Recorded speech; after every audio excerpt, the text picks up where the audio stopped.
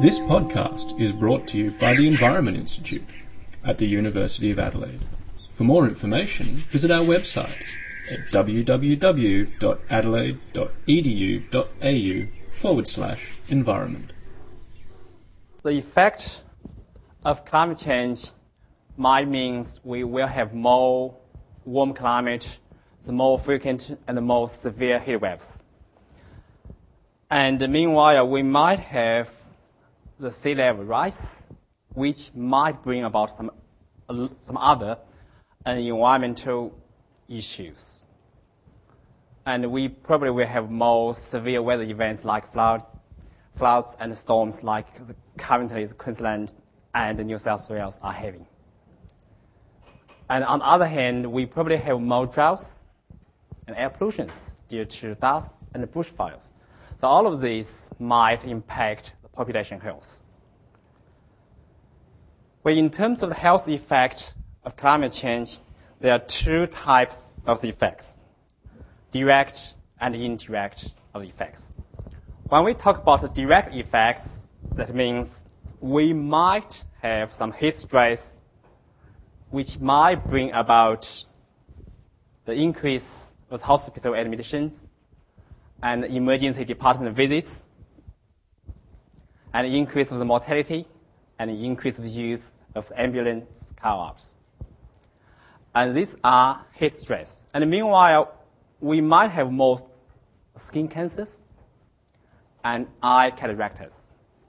And of course, there might be increase of the morbidity and the mortality of cardiovascular disease, renal disease, and mental health issues. So all these are direct health effects.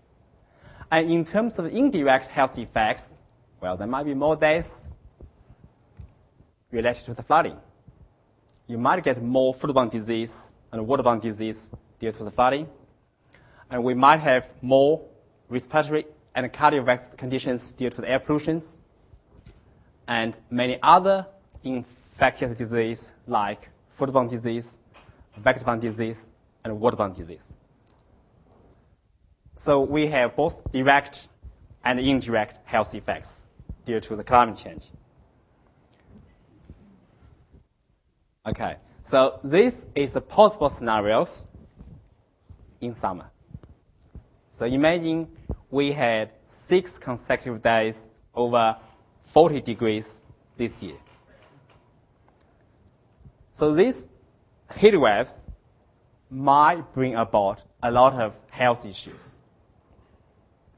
There are several groups of people who are at great risks, including the very old people, 75 and above, the very young people, the infants, for example, and low socioeconomic status groups, and also the people with current existing disease, like a lot of chronic disease, cardiovascular disease, for example, and mental health issues, and people who are living alone.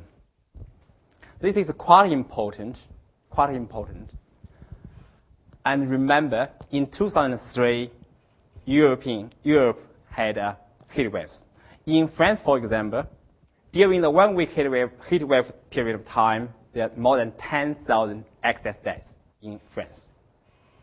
And in 1995, in Chicago, there was another heat wave. Same thing happened.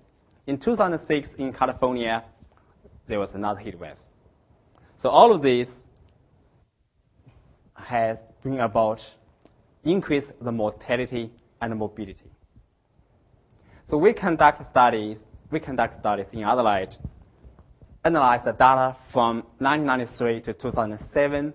We found there was increase of the morbidity, hospital admissions, the use of the ambulance call-outs during the period from 1993 to 2007. And especially in our Adelaide study, from 1995 to 2006, we found, compared with the heat wave period of time with non-heat wave period of time, there was an increase of renal admissions. So for the renal admissions, there was about 10% of the increase. For the acute renal failure admissions, increased about 25%. So you could see there was a huge increase of the renal admissions. And same story for the people with mental health issues. So there was increase of mental health admissions in Adelaide during the heatwave period of time compared with non-heatwave periods of time. And Jim probably is very familiar with these figures. So also, there was increase of the use of ambulance service during this period of time, from 1993 to 2005. We do a special analysis. We found there was an increase, 3.6 increase in the ambulance call-outs during the heatwave period of time compared with the non-heatwave period of time. So the areas, from our study, the areas with highest risk in Adelaide is these areas. So all of these give us indication.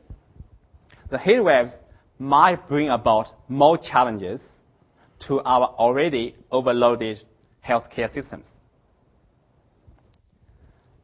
And in addition to the direct effect, there are some other indirect effects. Infectious disease.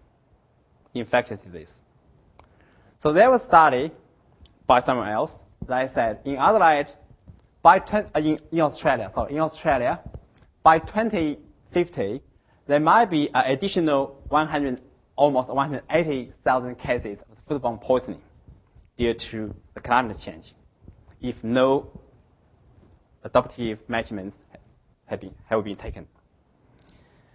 So we conduct a very similar study in Adelaide.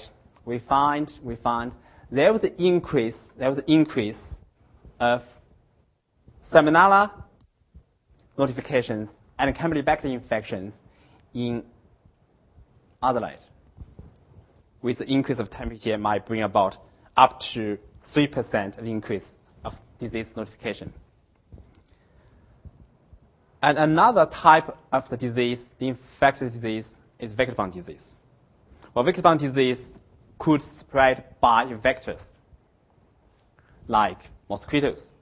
So this disease, including the yellow fever, West Nile virus, hantavirus, dengue fever, Roseria virus infections, Japanese encephalitis. And Roseria virus infections is the most important vector-borne disease in Australia. So we conduct a study in South Australia.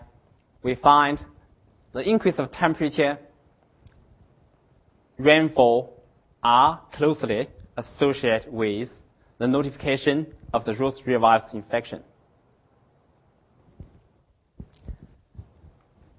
And dengue fever, well, dengue is not a big issue in South Australia, but it is a big public health issue in Australia, especially in Far North Queensland. And at this stage, well, it is estimated that about 2.5 billion people live in the world living at risk for transmission. And NCEPH, National Center for Epidemiology and Population Health at ANU, they conduct studies. So this is the current dengue epidemic in Australia. And these three diagrams are predictions by 2100. So these are different scenarios. So from these three diagrams, compared with this one, we could see there will be a more dengue cases in terms of spatial changes. So in this area, we might see more dengue cases down to south. So the worst scenario here, you could see from Far North Queensland to, well, Central Queensland, over Central Queensland. So we might have more dengue cases as well. So these are health effects, direct and indirect health effects due to the climate change. As I said, the very old people are at great risk. So what do they think about heat waves? So we conduct a survey for two groups.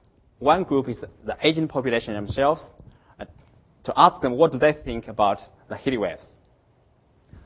And then we ask different stakeholders to ask them what do they think. So these are major findings. So what are the major causes of the heat-related morbidity and mortality? Lifestyles of the old people is one of the concerns. Say that a lot of very old people, because of a lot of concerns, say they don't turn on the aircon during the very hot days, just because economic reasons. So I don't have enough money to pay the power bills, so I don't want to do this. And another issue is the anxiety of home inventions.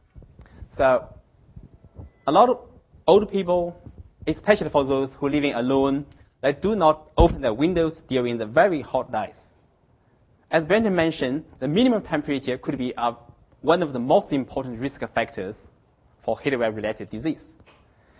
In the night, during the night time, if you don't open your windows, the fresh air won't able to come in. That could be an issue. And these old people, they do not to open the windows because security reasons. So a lot of issues here. And what are major problems? As mentioned before, heat waves might bring about more hospital admissions, more emergency department visits, more ambulance use. This will be challenging to our already overloaded healthcare systems. So these are one of the issues. And another people mentioned that lifestyle patients lack the leadership, high cost of living, etc. And what can we do? Well, all the stakeholders, like Department of Health, SES, they all agree that education campaigns through the media should be set up to educate the elder people about the health risk of the heat waves. The last slide. We haven't finished that analysis for the 2008 and 2009 heat waves. So these are just a snapshot. There was an increase of services in 2009 heat waves.